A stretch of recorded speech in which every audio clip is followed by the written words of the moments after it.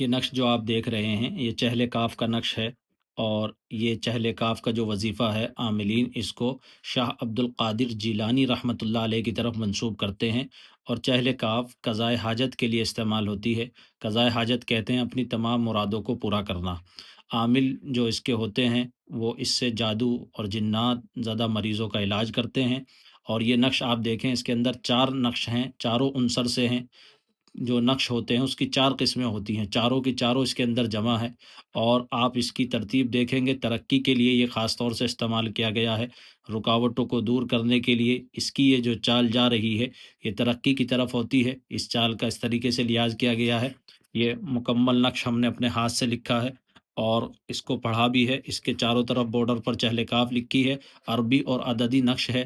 بہت سے اس کے فوائد ہیں، اپنے گھر میں، دکان میں، فیکٹری میں اس کو لگانے کے لیے آپ لے سکتے ہیں اور اس سے فائدہ حاصل کر سکتے ہیں۔